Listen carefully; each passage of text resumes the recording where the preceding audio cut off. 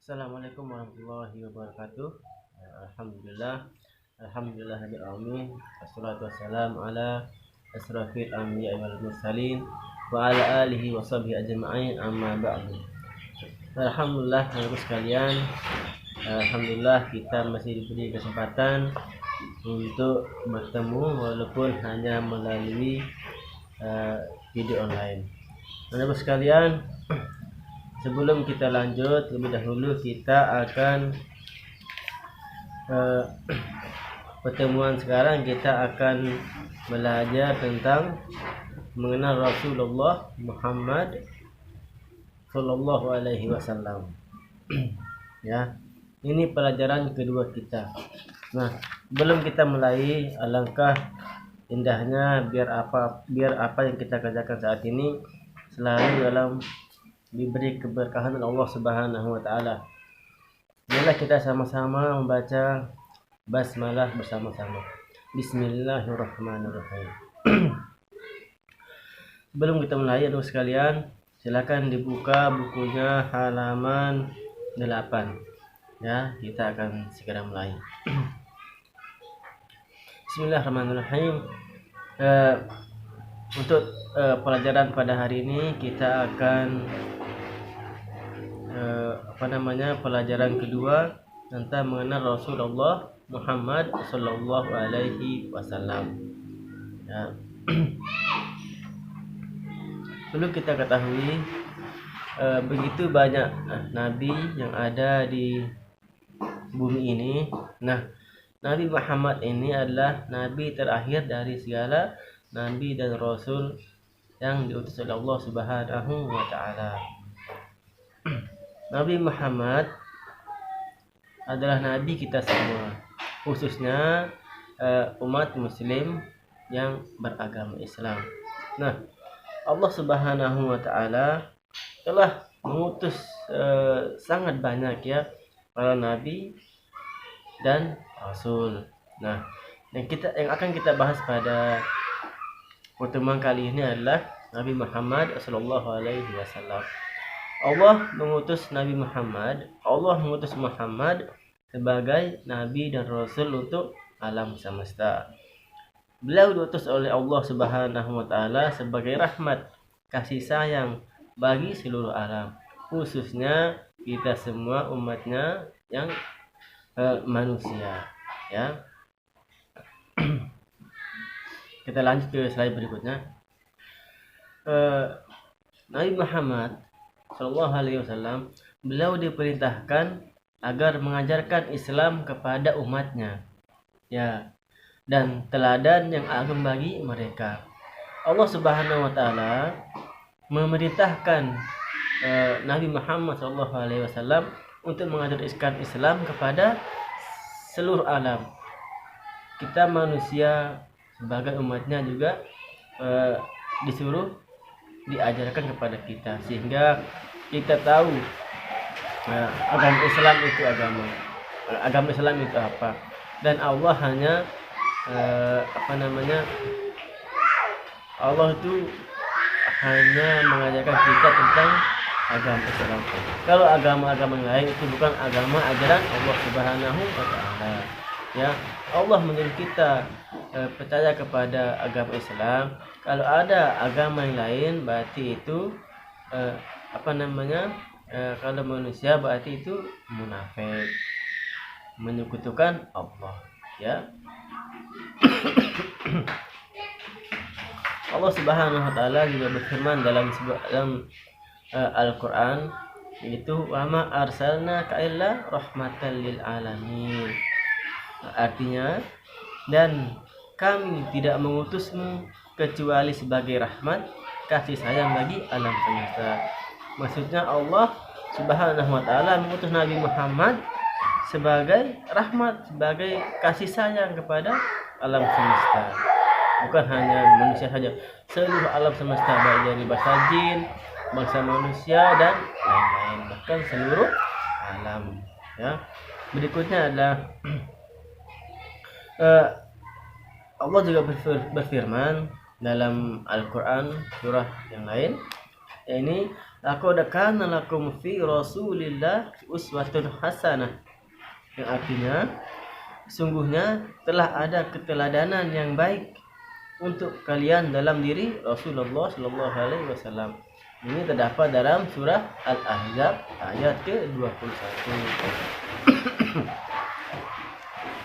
Maksud dari ayat ini adalah Allah Subhanahu wa taala telah mengirimkan seseorang, yaitu Nabi Muhammad, kepada alam semesta, kepada bangsa jin, manusia dan semua yang ada di alam semesta sebagai teladan untuk kita.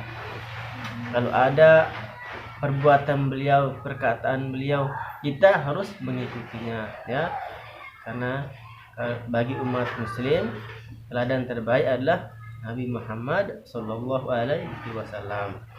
Kita slide berikutnya. Selama hidup Nabi Muhammad Sallallahu Alaihi Wasallam, beliau selalu berdakwah, beliau selalu mengajarkan tentang agama Islam, agamanya Allah kepada umatnya, khususnya manusia. Selalu mengajak umatnya. Yang pertama adalah mengajak umatnya dari kufur menuju yang iman. Maksudnya adalah manusia yang sebelumnya tidak beriman kepada Allah, tidak percaya kepada agama Islam, tidak percaya kepada Allah, tidak percaya kepada Rasulullah, sehingga Nabi Muhammad berdakwah kepadanya, sehingga mengajak dia, orang-orang yang kufur, orang-orang yang luar Islam, untuk masuk Islam dan beriman kepada Allah Subhanahu wa taala. Nah, yang kedua adalah Nabi Muhammad pada saat itu mengajak umatnya, khususnya pada zamannya, dari perbuatan syirik menuju tauhid. Maksudnya adalah dulu sebelum Islam datang, umat pada saat itu mereka menyembah berhala. Ada yang menyembah matahari, menyembah patung, angin, hujan dan sebagainya. Semuanya disembah.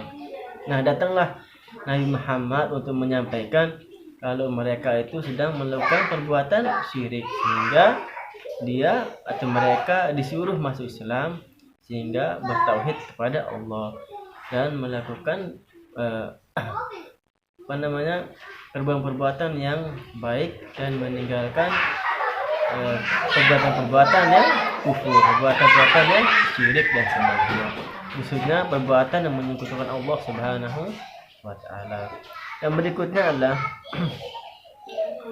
Nabi Muhammad SAW, beliau membimbing umatnya melaksanakan aturan syariat Allah dan meninggalkan semua aturan yang bertentangan dengan aturan Allah. Maksudnya di sini adalah Nabi Muhammad selalu melaksanakan dan mengajarkan kepada umatnya apa-apa yang Allah perintahkan. Dan Nabi Muhammad juga mengajak, bahkan mempraktikkan bagaimana untuk meninggalkan apa-apa yang tidak disukai oleh Allah Subhanahu wa taala. Ya, itu maksudnya Bapak sekalian. Dan kita lanjut ke slide berikutnya, yaitu sebagai umat manusia, marilah kita teladani kehidupan Rasulullah dalam urusan kehidupan kita. Semuanya, apapun yang kita lakukan di sini sudah ada caranya, sudah ada praktiknya secara Islam. Kita mau masuk kamar mandi, dalam Islam harus masuk pakai tangan kiri, maksudnya pakai kaki kiri. Nah, kalau kita mau masuk rumah, baru masuk sebelah kanan dulu, kalau keluar baru sebelah kiri sambil berdoa. Dalam ajaran Islam, apapun yang kita kerjakan, apapun yang kita lakukan anak-anakku, semuanya sudah ada dalam Islam. Sudah ada cara-caranya, bagaimana cara yang baik. Bahkan hanya sekadar makan, minum pun sudah ada aturannya. Dalam Islam tidak boleh makan dengan tangan kiri, tapi harus makan dengan tangan kanan. Dan tidak boleh makan sambil berdiri, tapi harus dengan cara duduk, ya. Kita lanjutkan anak sekalian.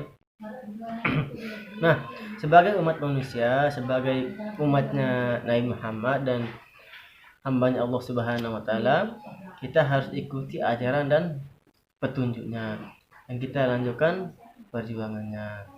Nah, anak-anakku sekalian, apapun yang diajarkan dan ditunjukkan baik sifat perkataannya, perbuatannya Nabi Muhammad SAW, kita harus ikuti. Nah, dan terakhir itu kita lanjutkan perjuangannya. Maksudnya kalau kita lanjutkan perjuangannya, kita misalkan kita sudah tahu bagaimana cara berwudu. Nah, kalau ada teman kita tidak tahu caranya berwudu, kita mengajarkannya. Itu yang paling mudah. Kita mengajarkan teman kita untuk bagaimana caranya berwudu yang benar. Itu salah satunya untuk melanjutkan perjuangannya beliau. Kalau yang lain masih banyak ya. Itu hanya contoh satunya. Berikutnya adalah agar rahmat Allah terwujud secara sempurna dalam kehidupan kita.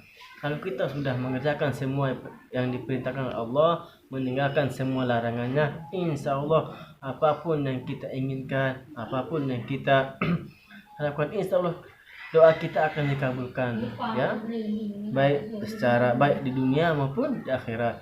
Insya Allah kalau kita berdoa yang baik, kalau kita tidak bisa mendapatkan atau kita tidak mendapatkan di dunia, insya Allah Allah akan ganti di akhirat kelak, di surganya.